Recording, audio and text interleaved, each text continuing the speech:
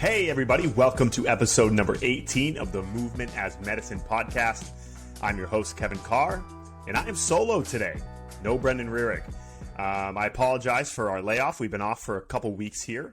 Both Brendon and myself have had a number of things going on. Brendon in the throes of preseason football out there in California. They start their season in mid-August, so he is out there sweltering and suffering in the 100-degree heat, taking the team through preseason. So he's a little bit tied up. Hopefully he'll be back in the next week or so.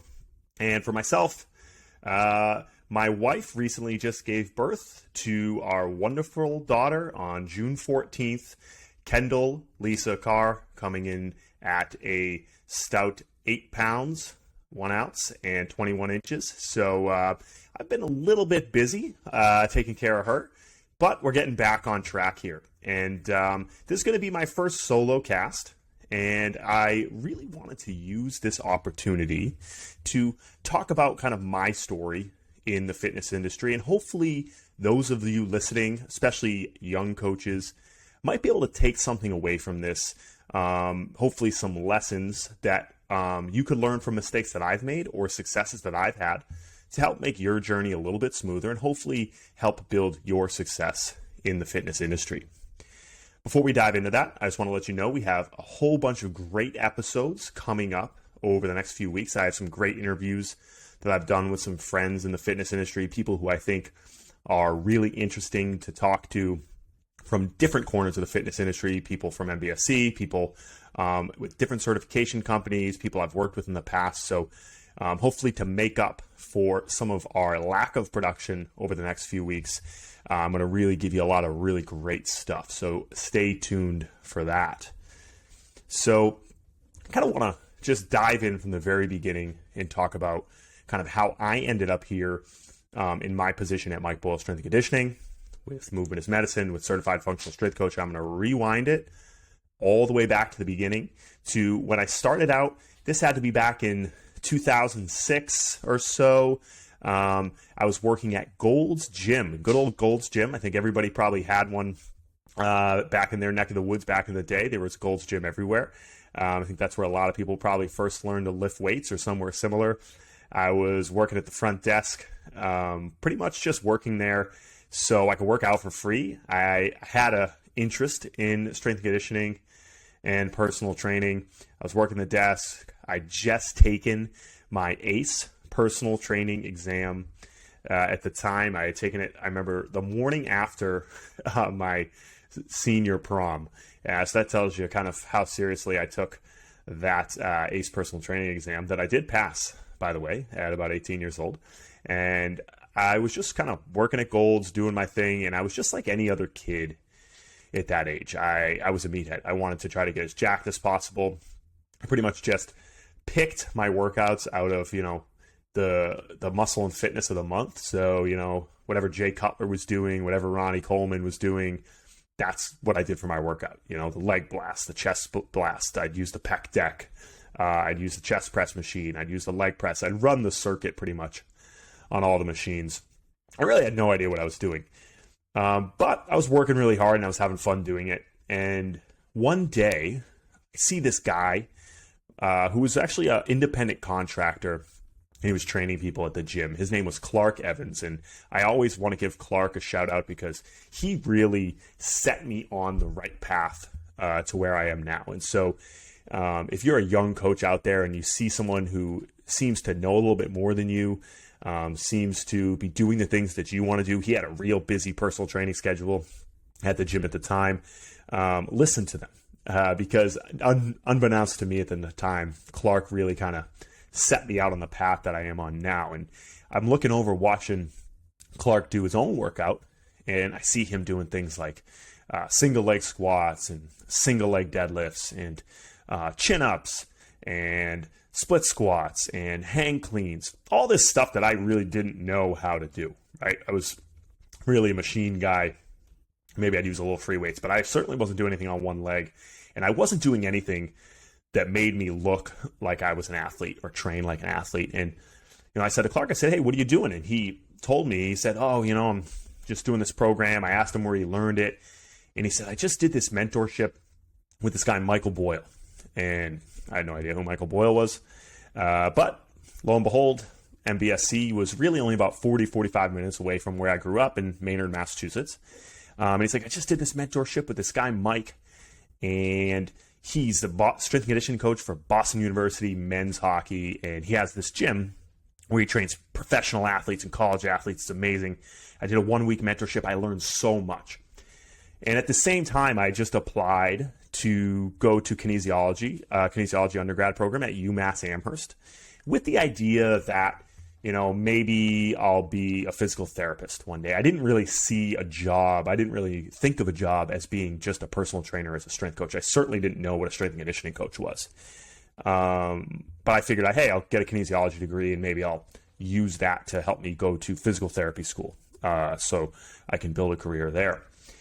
And what Clark said, he goes, well, you're 18 years old. You're going to go to school for kinesiology. You're kind of a newly clueless personal trainer at the time. He goes, you should apply for an internship. They had internships at this gym. And so, sometimes being a little naive is good. I just filled out the application on their website and never looked back. And I went in for my interview. I remember I was all nervous. I had my suit on, my tie. I remember my dad telling me, make sure you wear a tie, make sure you look professional. And I go walking into MBSC, and if anyone's ever been to our gym, there's nobody in a suit and a tie for sure. I came walking to the gym all dressed up, stuck out like a sore thumb. And I remember Adrian Norris, who worked in our office at the time, I didn't know her then, said, oh, you must be an intern that's here for an interview. So lesson, if you go for an interview, just dress up, even if you're not going to fit in. And she sent me over to Steve Bunker, who did my interview. And Steve looked me up and down, coming off the floor in between training some of his clients, and he said, oh, good, you dressed up. You got the position. And then he proceeded to take me on a tour around the gym. And it was a big weight lifted off my shoulders. But in that moment, looking around the gym and seeing all these coaches, these professional coaches who were working at the gym at the time, training athletes, training personal training clients. It was a whole world I didn't really know existed. I didn't really know what fitness was like outside of your typical commercial gym. I didn't know that there were training-based facilities like what we have at MBSC, and I immediately fell in love with the environment before I even started, just right there on my interview day. And that threw me right into that internship that upcoming summer.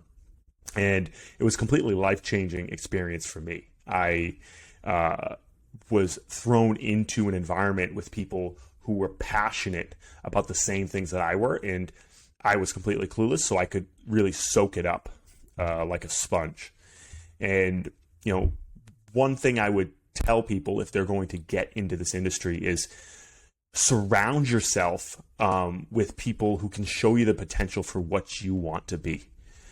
The environment that you start to learn in, especially initially as you enter any new industry or any new phase of your life, is really going to set a foundation for where your potential is going forward. Think of this, me at the time, I think I was 19 when I really actually started my internship, completely clueless again.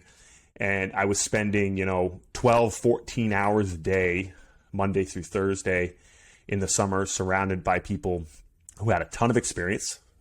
People like Mike Boyle, people like Steve Bunker, people like Nicole Rodriguez, people like Jamie Rodriguez, Josh Bonnetal, Dan Gableman. The list could really go on forever of people who I got thrust into this experience at MBSC. Like we often say, when you're an intern, you're kind of drinking from a fire hose. But I really soaked it up. And looking at these people who were coaches surrounding me, I was learning nonstop all day to the point where it was really kind of mentally and physically exhausting.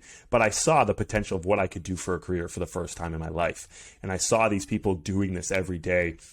And I thought, I can't believe that this is what I'm going to get to do for a living. And when you're in an environment of people who are really, really passionate about what they do, it allows you to be passionate as well. Never underestimate the value of surrounding yourself with amazing, positive people who share the same love and excitement about whatever it is that you do. And don't underestimate the negative impact of surrounding yourself with negative people or people who aren't passionate about what they do. I think that I was very fortunate that from day one, I ended up at a place like Mike Boyle Strength and Conditioning. And I know a lot of people in this industry maybe aren't quite as lucky. They aren't as fortunate to have those same types of opportunities where they get to learn on the ground floor with people who are probably doing a really good job at what they do, are really good people, and are really passionate. There's a book that I always recommend to people called The Genius in All of Us by, I think it's Daniel Shenk. And he has this idea that people's potential is essentially their genetics times their environment. And I wouldn't say that I am a naturally intelligent or a gifted or smart person. I like to think I'm probably average. I like to think that I work hard, but I will say with all certainty that where I am now in the industry is 100% a result of the environment that I spent my formative years in this industry. And so if you're a young person and you're listening to this, go find somewhere, even if you're not going to be making as much money, even if you're going to be interning, even if you have to make some sacrifices over the first few years of your career, find an environment that is going to multiply your potential long term. So go back to the idea, it's genetics times environment, not genetics plus environment. Your environment that you're working in and learning in can really be a multiplier for your potential. They always say, look at the 5 people that you spend the most time with. So if you're listening to this right now, close your eyes and think about the people that you spend the most time with. Your friends, your family, your coworkers. Think about the 5 people you're surrounded with the most. And if you think about, their happiness, their financial success, their career success, their work ethic, all the things that might define them, as people, and average those out amongst those 5 people, you're probably looking at yourself. You're probably looking at yourself back in the mirror. And I can say pretty confidently, because I surrounded myself with the right people early on, I was able to maximize my potential. Whereas I said, I'm probably average. If you were to take me to 1 out of 10 on a natural intelligence scale, I'm probably a 5, and that might be generous. But the hard work and the environment that I was surrounded by maximized my potential based on the environment. So if you're a young coach, I always say the number one thing you should do is seek out working and internship opportunities that are going to allow you to maximize your floor. Because if you start a little bit higher, your ceiling will probably be a little bit higher. And I think about like the first 5 years of my career or so. Like I said, when I first started my internship, I was learning from people like Nicole Rodriguez, who went on to Exos and is now working with a professional soccer organization over in Poland, or people like Jamie Rodriguez, who went on to work in the NHL and is with Exos. People like Josh Bonnetal, who worked at Purdue and worked with the Chicago Bulls and is now running Future, online trading company. People like Dan Gableman, who are at Union College. People like Devin McConnell, who are at the Phoenix Coyotes. And the list goes on. These are all people who were, in their 20s. They were early in their career, but they were much more experienced than me. And thinking back, I think, wow, what a gift that was to be surrounded by people who are passionate. And that doesn't even mention people like Mike. People like Mike Boyle, who, has really been a huge mentor and source of inspiration for me in my career, because, they always say, if there's something you want, find somebody who you look up to and someone who's doing the things that you want to do, and stay close behind them and try to model their behavior and the things that they've done. And that's really, he's really been that for me on a really large scale. And then after those initial few years, meeting someone like Brendon Rearick. For those of you who don't know about Brendon and I's relationship, obviously we've been business partners through things like Movement is Medicine, Certified Functional Strength Coach, MBSC TV, StrengthCoach.com, all these things we're doing now. But if you rewind it way back, I met Brendon Rearick initially. We were both at UMass Amherst studying kinesiology. And, if you've ever been to a campus rec center where there's a bunch of bros working out, you could all obviously imagine there's a lot of testosterone, a lot of sizing each other up in the weight room. And, there's me over in the corner using a foam roller probably the only guy at the campus rec center back in 2008, I would say, using a foam roller. Typically, the average warm up for most guys in the rec center was a couple arm circles, maybe a bodyweight squat or two, and then you go onto the machines or you go onto the squat rack. Whereas I was rolling and stretching and going through my active warm up that I learned at MBSC earlier that year.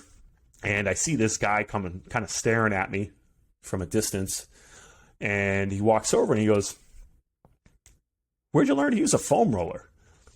Not the question I was asking. In fact, again, in a campus recreation center with a bunch of hormonally testosterone-fueled 20-something-year-old guys, typically there aren't a lot of conversations going around as much as you just kind of lifting and trying to impress one another. And that set off our relationship. When I told him that I was interning at MBSC, Brendon was interning at a gym nearby, actually, in Woburn at the time.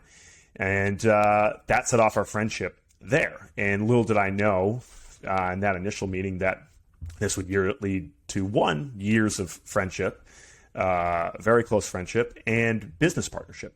And a guy like him was someone early on in my career that we could work on things together. You're not going to be very confident in your first few years of your career, but if you have someone you can work with, who can give you some advice or help pick you up when you might be struggling, or vice versa, it can be very helpful to make progress. And after going through college together and him coming over to MBSC eventually after we graduated, we moved into an apartment together that we affectionately call the Strength Coach House. This is probably in about 2010, 2011. It was Brendon, myself, Anna Taco, our good friend, who we also met at UMass, who's now strength and conditioning coach at St. John's Prep in Danvers, as well as Henry Lau, who lives down in Providence, Rhode Island, just opened his own gym there. And, it was kind of like strength coach paradise. We were all working a ton of hours. Anybody who has worked in this industry, especially early, knows you're probably, up really early, working really late. So I know we were all pulling 10, 12, 14-hour days at the time. We didn't have very much money. I think, at the time we were all paying about $400, $500 a month in rent, which is really nothing when you think about today's standards. But we all jammed into this house, and our friend Ricky Santola wasn't a strength coach at the time, also was living with us. And to the point where I lived in a converted living room where I had a curtain over the wall because there wasn't enough bedrooms, but having, 5 people in that house made the rent a little bit cheaper. And, you look back on those times really fondly, even though I wouldn't want to live in that crappy old house in Medford anymore. However, the amount that we learned, the amount of fun that we had was really foundational to our careers. We would work all day long, coaching, sweating, tired, but then we would come home and we'd talk about strength and conditioning. We'd go on the weekends, we'd have fun together. We'd build our ideas together. I remember Brendon and I talked a lot about building movement as medicine, or opening a gym, or starting an education business like we have now. Things that we might have thought at the time were pipe dreams that actually formulate into real ideas. And so this idea of surrounding yourself with the right tribe, I think, is really, really important. Because it can be really hard to go into this industry alone. It's a hard business to be in. None of us are really in it because we wanted to make millions of dollars, but you're into it because of passion. And if you're surrounded by people, especially early in that journey, it can really help you to build the confidence and chase the ideas and dreams that you might have. And I couldn't tell you or understate the value of that experience for us, and how that's really impacted us going forward. So I think initially the first kind of piece of advice I would lend kind of from those stories is that go head first into opportunities that look like you can surround yourself with the right people. You might want to turn down jobs where you can make more money. I know I have repeatedly. I know Brendon has, because they probably weren't the right things to help me maximize my growth and my potential. And that's not to say that you shouldn't try to make money. You have to. Money presents opportunities. And there's going to be obviously things in your career that you need to pursue from a financial standpoint. But those first 5 or so formative years where we really weren't making much money, we were working a lot. I would say we 10x'd our development because of the community of people that we were in.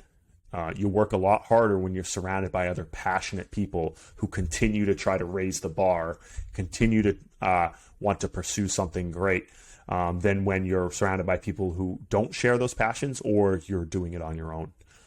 If I know that if I tried to go it on my own, I certainly would not be where I am today. And, you know, in that period, we were working a lot, which kind of, I guess, brings me to my second point, in that you have to be okay, especially in the fitness industry, whether you're in the private sector, so working at a private facility like ourselves, like Mike Boyle Strength and Conditioning, or any other private type of training facility or commercial gym, or if you're working in a collegiate and team-based setting, and understand that early on, you're probably going to work a lot and you're probably not going to make a lot of money. And that's okay.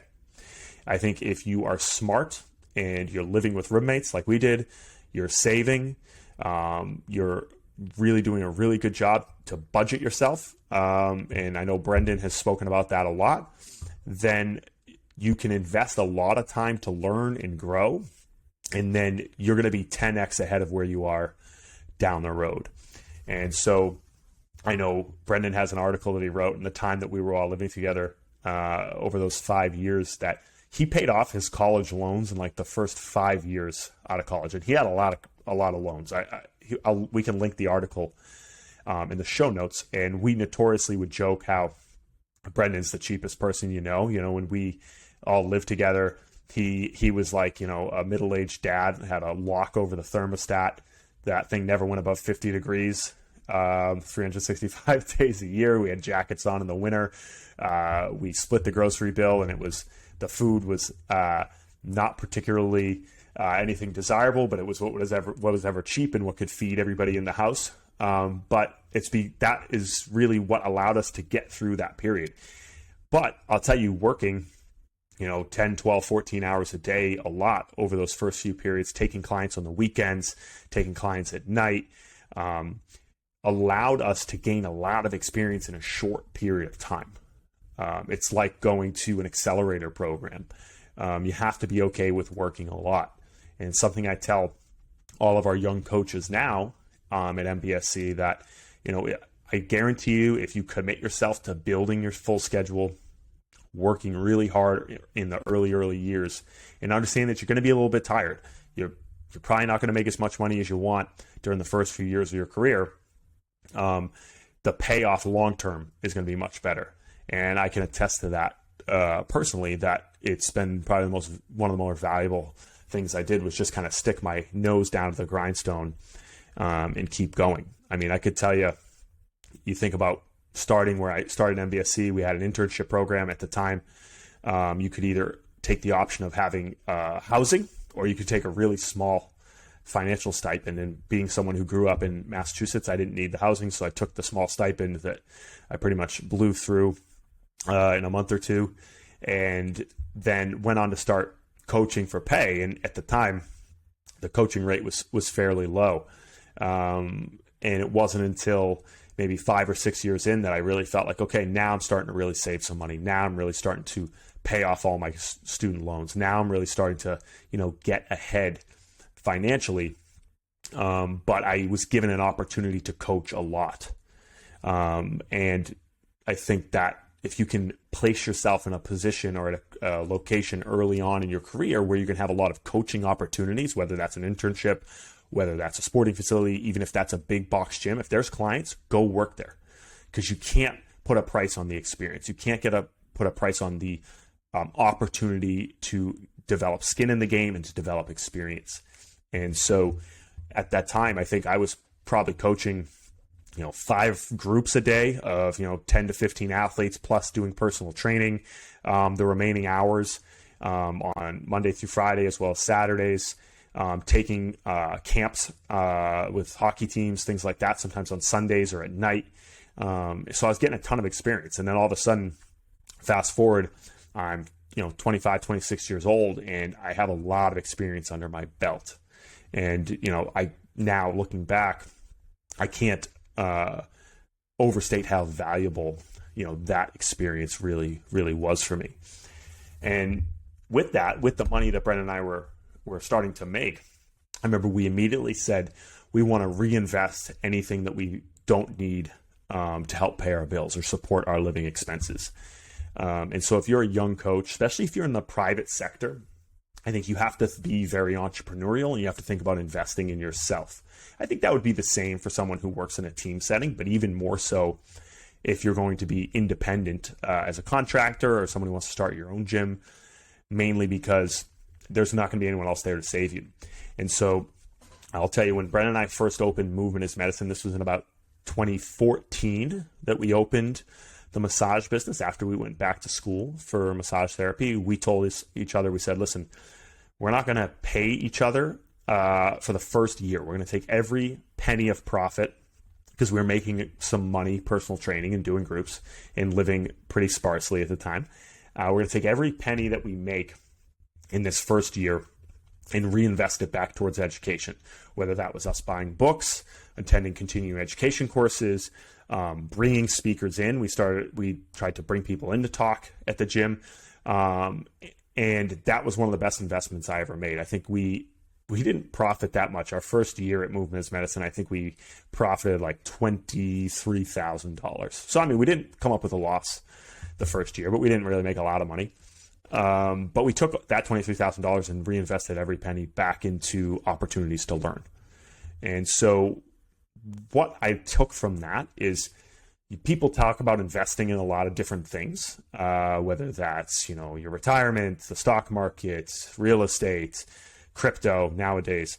And all of those things are, although you can have some control, especially some assets like real estate, you don't have full control over the market or the outcomes. But if you invest in yourself, you have a fairly good control on where that money is going and what it could possibly lead to. So especially early on, when the money isn't coming in that great and you might not have a lot of experience, try to invest in yourself first. At least if you invest in yourself and try to build your own business or try to build your own education, what your value is, because you'll see very clearly if you get something back out of it. And I can tell you that, $23,000 that Brendon and I spent that year in going to courses and reading and learning, we immediately saw a jump in our income following that, because, the skills, the knowledge that we gained over that year, 2014, 2015, from reinvesting all those earnings, completely jump-started our career from an educational standpoint. I had done, probably over the course of that year, 6 educational courses. I read way more books because I could afford to buy them from this extra stream of income, right? And it really helped us kind of build our business, Movement is Medicine, because then we started to get more clients. And behind all of that, I think kind of goes back to this idea that Brendon and I, whenever the book Start With Why came out, we had said to each other, we have to define our why. Simon Sinek says you need your why to be able to stand out. Conventional businesses and conventional people start with what? They talk about their process, the things, they talk about how they do things. They don't necessarily talk about why they do things, but extraordinary businesses and extraordinary people start with why. And he uses the example of Apple, right? Apple doesn't say that we build computers. They don't say that we build phones. They don't say that we build headphones. They say that they are there for innovation, right? They started out, they didn't define themselves as a computer company, because if they just defined themselves narrowly as a computer company, then they probably wouldn't have built the iPad. They probably wouldn't have built the iPhone. They probably wouldn't have built the headphones that you might be listening to this in right now. But they defined themselves as people who wanted to innovate in the technological space. And that allows them a lot of different what's and how's, because they're very clear on their why. And so Brendon and I sat down and we said, how can we define our why to maximize our impact and our potential? And we sat down and we said, we want to use fitness to impact as many lives as possible and spread the value of physical activity and great coaching as far as we possibly can. Notice we didn't say, I want to be a personal trainer or a strength coach, because that might limit your potential or what you might view the potential is for yourself. When I first started at Mike Boyle Strength Conditioning, that was my why. But I thought, I'm just going to coach high school kids every day, and that's awesome, right? Because that was fulfilling my why at the time. But over time, your why might change, or your what or how might change, I should say. So my why stayed the same. After a while, I started doing more personal training. So I was doing group training, but I started doing more personal training. My why was still the same. I wanted to spread the potential for great coaching and fitness and physical activity and health to as many people as possible.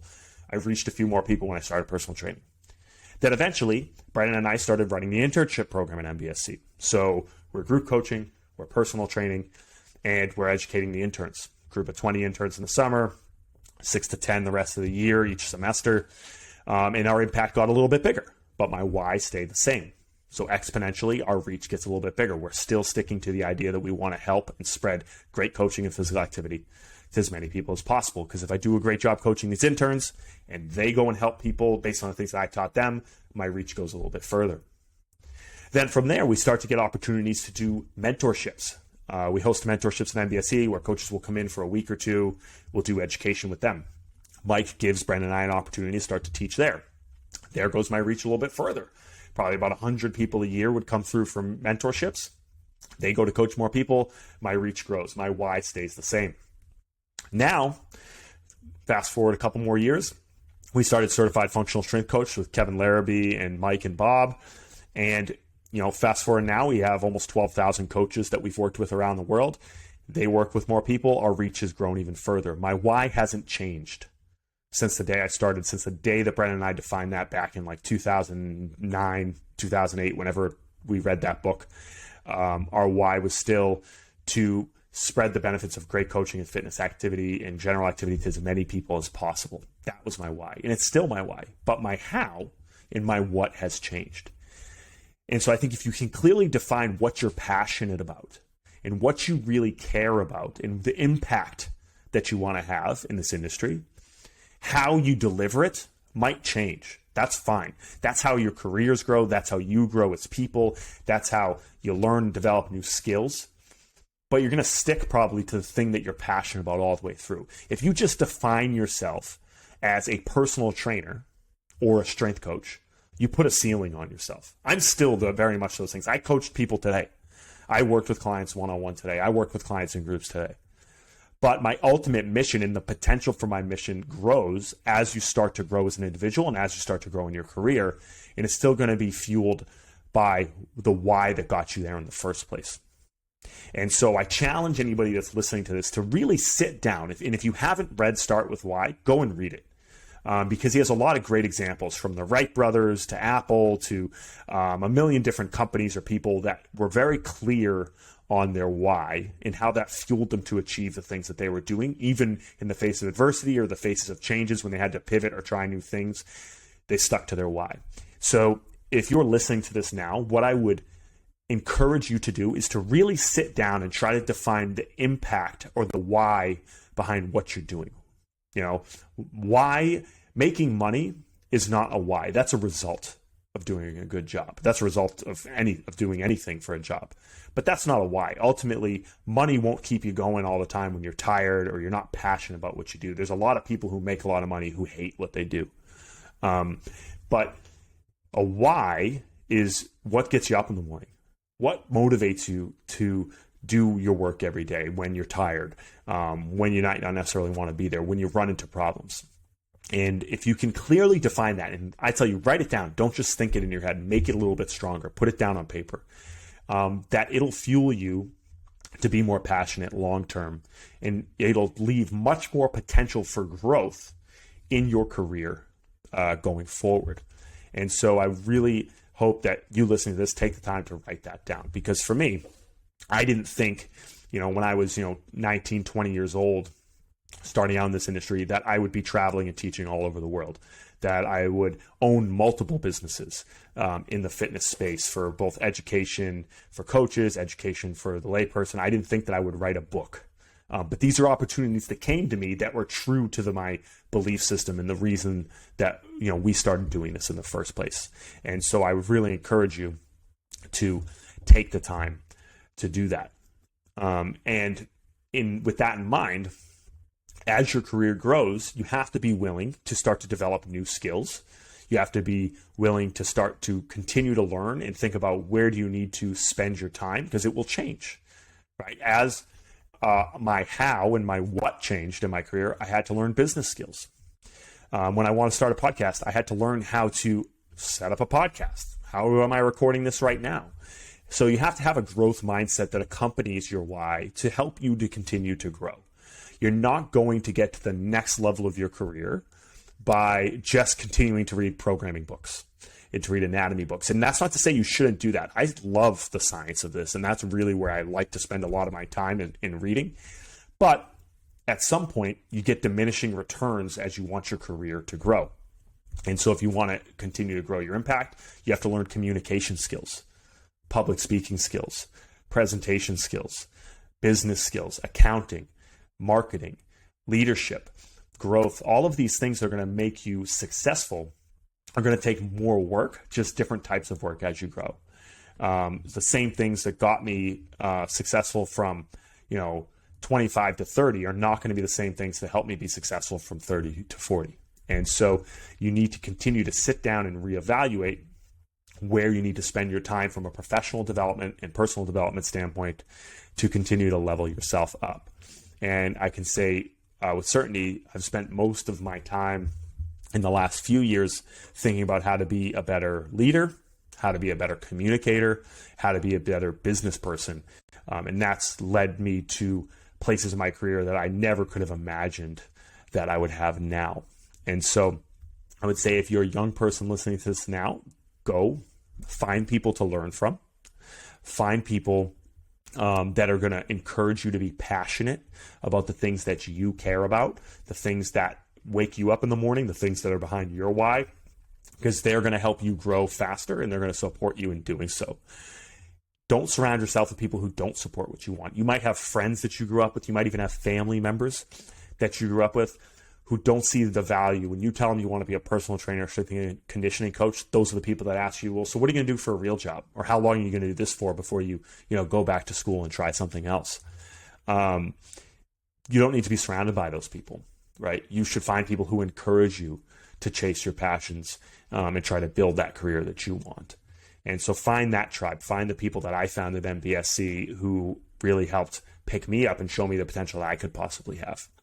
From there, clearly define what it is that you really want and every day go after that. And when I say that every day, that means you're going to have to work really hard. You're going to have to work long days. You're going to be tired.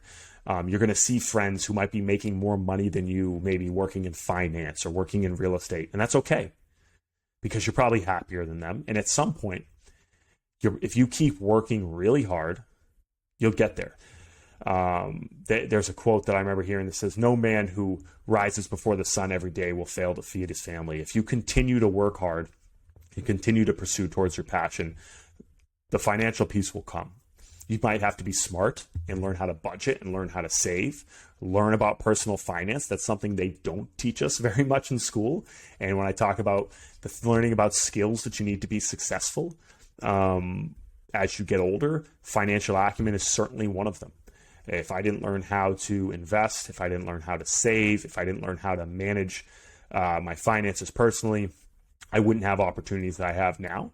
Money isn't everything, but money provides opportunities. And if you have a little bit of financial freedom, it allows you to pursue things probably a little bit more freely than if you do not have that.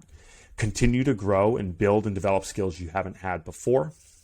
And I'll tell you right now, you too can have a successful career in the fitness industry. I know people always say we don't get in this to make a lot of money, but you can make a really good living, I think, if you go about it the right way. It's just not going to be an overnight success. I'm turning 35 in about 2 weeks here. And I'll tell you, I've been doing this now since I was about 19.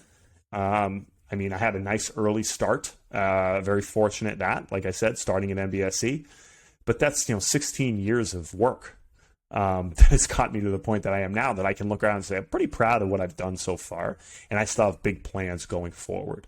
And so I hope that maybe my story, all this was brief and I just kind of blurted for the last 40 minutes or so, can maybe give you a little bit of inspiration and a little bit of guidance based off the things that I've done.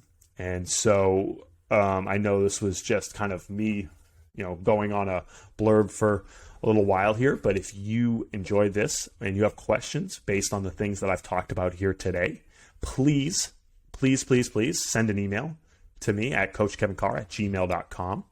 And I'd be happy when I get Brendon back here for us to do an even more expanded version of this episode where we really talk about our career in fitness.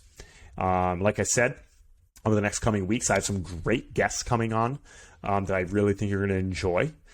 So stay tuned. As far as what we have coming up on the calendar, we have some CFSC events coming up this weekend here. By the time you're hearing this will be going on. We have CFSC Level 1 in Utah with EOS Fitness. CFSC Level 1 this coming weekend as well. The 30th and 31st in New York City with Momentum Fitness. Brendon just spoke at Perform Better. I'm going to be speaking at Perform Better the last weekend in August in Providence. I'm going to be giving a talk on non-specific low back pain, or coaching low back pain for the fitness professional, how you can manage people with general back pain, how you can program, how you can collaborate with fitness professionals and health professionals to get the best outcomes possible. So if you're in the Northeast and you want to attend a Perform Better event, we're going to be there in Providence that final weekend in August, and I hope to see you all there. So thank you for listening. I know this was a shorter episode, but we're going to have a bunch more coming at you in the near future. So thanks for tuning in, and I'll talk to you soon.